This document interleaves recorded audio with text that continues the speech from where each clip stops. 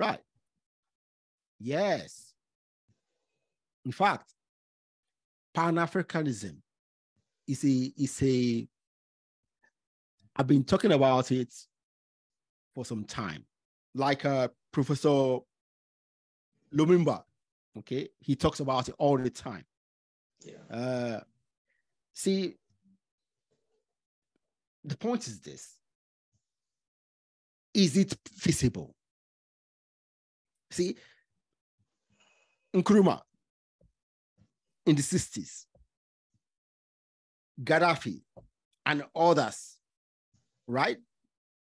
They have been talking about it for 60 years, going to 70 years. I can't see any movement. What is the issue?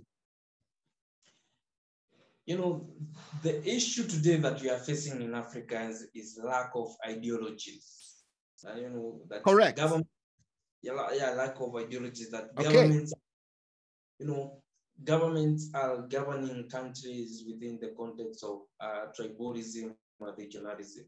But we lack the binding ideologies within African. And what is the African idea? What is the African thinking? The kind of thinking, and what is binding Africans is one blood, and what is binding us together. And you see that there is nothing that is trying to bring us together. That's nothing that is trying to bring us close, because you look at a person in Nigeria and another person in Kenya, and we are trying to look at what is common with us. Exactly. There's nothing common. I've been saying this. Nobody has. People tell me I hate Africa when I mention things like this. Yeah. See, I say, if you don't understand your next door neighbor, you can, if you don't understand their challenges, if you don't understand their thinking, how is it different from yours? Then you guys can't do anything together. That's true. That's true. Okay. That's true. See, but if I give an example, because if you look at people or Africans living in the United States or Africans living in outside the continent, you'll feel that these people, they are actually, maybe they are together, and they are more they are more attached to each other because they are Africans in the name of just Africans. But when they come back home, exactly, we are at home. Yeah, I'm a Nigerian, and then you are Kenyan. Exactly. There's nothing exactly that we can be doing together. So they are together because they have that feeling and the sense of feeling that Africanism. Yes. Yeah, I'm African. You're African. You are brothers and sisters. Yes. Probably, other than you'll feel that this person is a Nigerian and I'm a Kenyan, and I mean, those people, I'm an African, you're an African, so we can eat together. And there's nobody who cares about which country you come from, but when you come back, when we're outside, we don't care.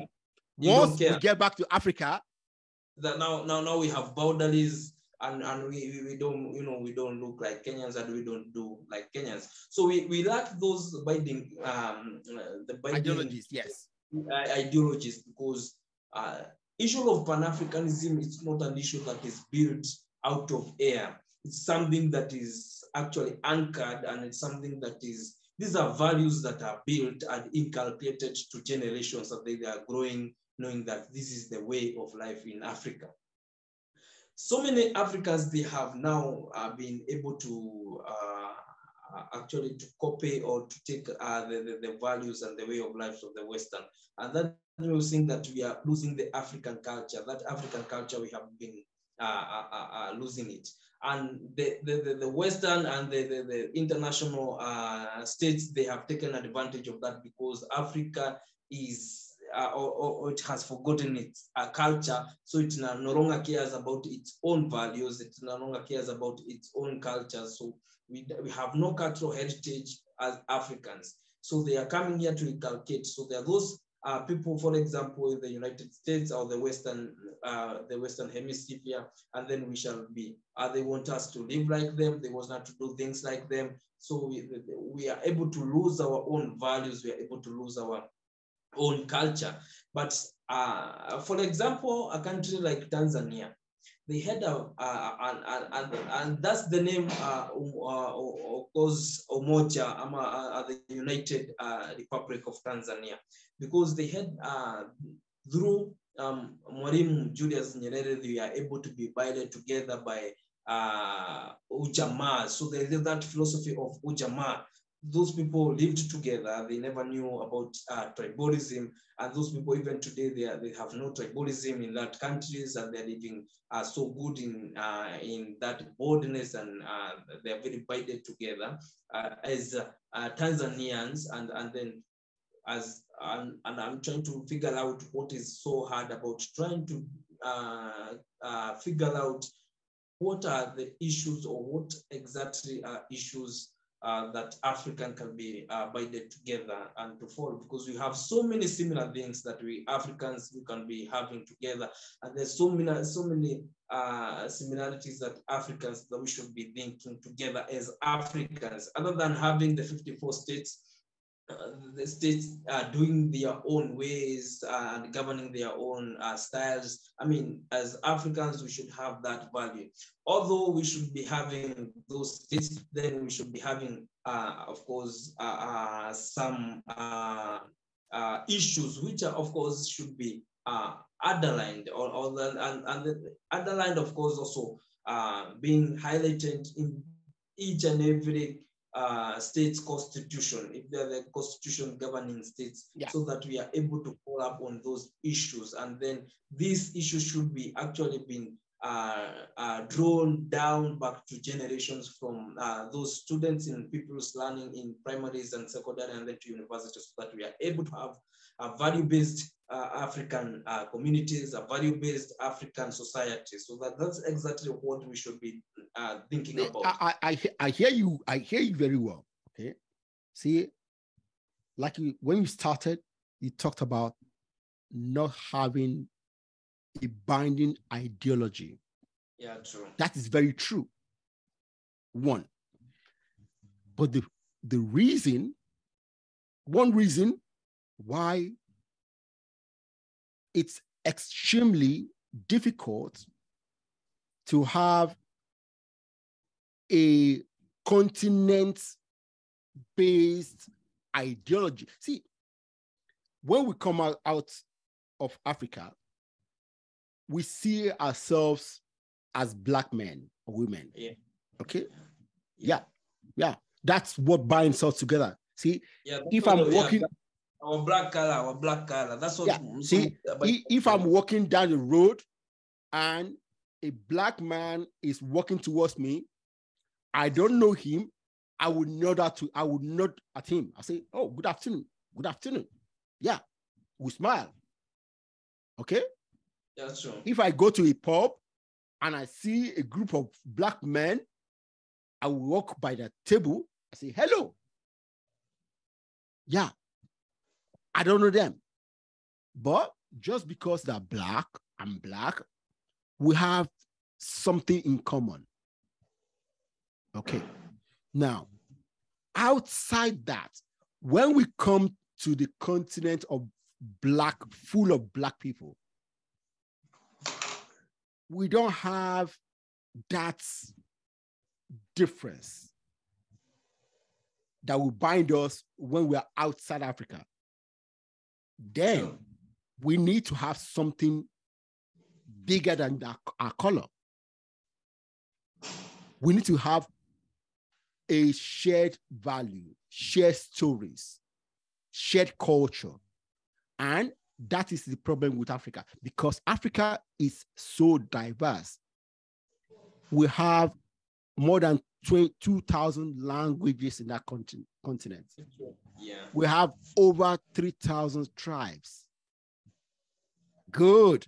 So, see, President Nyerere of Tanzania did a great job by binding everybody of Tanzanian descent to a particular ideology that has allowed them not to think about tribe. Other countries didn't do that. See, in any country you go to in Africa, there's a brewing undertone of tribalism. Yes, true. Fact. Okay. So, see, we have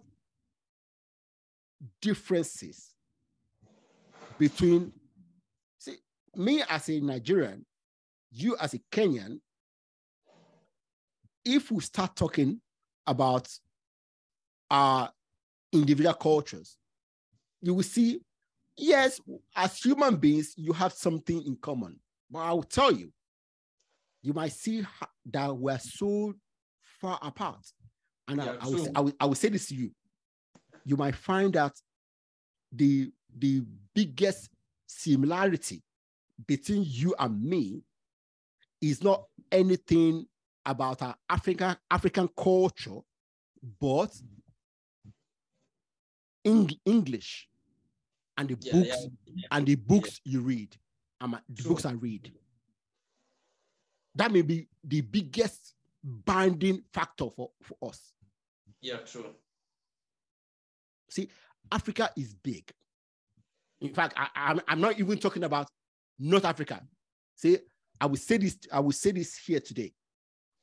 North Africans do not see themselves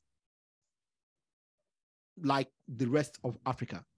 Yeah, true. That's true. See, their history is so different. It's different from their history is so different from the rest of Africa. Also, the other challenge is that you look at areas. Of course, Africa is also actually divided into in the colonial boundaries, other than having those independent states.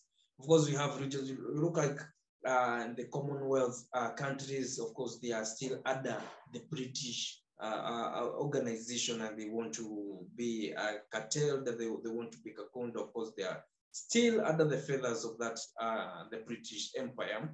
And you look also the Francophone, the states that we are colonized by the France. So they also have that their associations, and they have their grouping that they still want to live like France, the France, and do like the France, and also the France want to bring their cultures, and they want to build their values into them. So we also have that difference of actually civilization and then colonialism, because the new colonialism and imperialism is still actually eating away the African culture and African values and the way of life.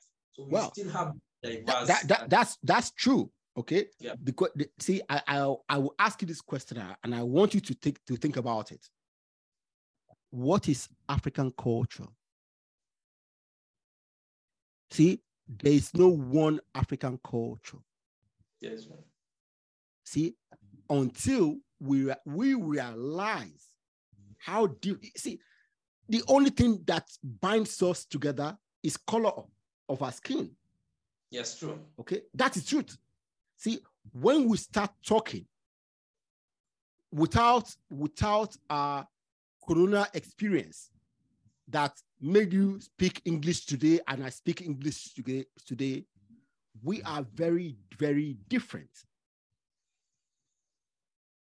Sure, see, that's true. That is the truth. And see, and people, Africans, do not want to understand, do not want to even think about it. When you say this to them, they will say you are anti-African. No, yeah, I'm trying to tell you, we have things to talk about. And until we talk about those things, until we understand it, until we start looking, oh my God, okay, we may never become that one continental, one state that we want. Actually, it's a hard thing, actually, and although it's visible, you say you don't think that it's not visible. I think it's visible, but it's a thing that needs to be thought within the lines and the context of African. Outside the issues of colonialism and the colonial powers that Africans may carry around from their daddies, colonial daddies. And it is now the African Commission and the African Union trying to figure out how can we actually build this Africa into one. Because building this Africa into one is trying to bring up all the leaders and the states and all African that's the problem. Trying to build us into one on a political basis. Yeah. And this is a thing of trying to get into policy now. Here now you employ the policy advancement personnel. You are trying to look at policies that cannot affect, that they affect positively all Africans and they never affect any African negatively from any corner. It's not possible. There is no such policy anywhere. Yeah, there's not such a policy. I'm trying to look at. We doesn't even have such a structure that we can be able to incorporate African policies that you see. There are policies that are made in the African Union Assembly, but these are policies. They are not trickled down into independent states and for states to actually discuss them and try to actually adopt such policies in each and every state, because these policies are actually discussed and they are shelved in the headquarters of the United African Union.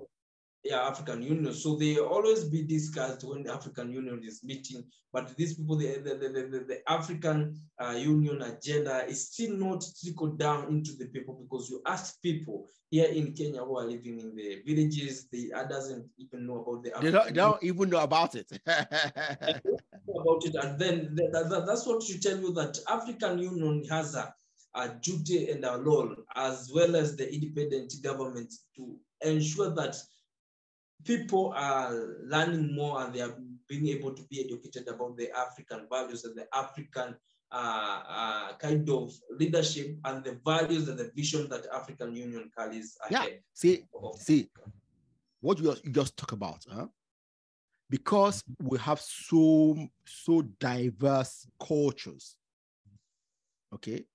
Yes. Once we understand and acknowledge that we are very different, then we sit on it at the table and say, what values do we want to adopt? Yes. And have them written down and agree on them. Yes. Okay.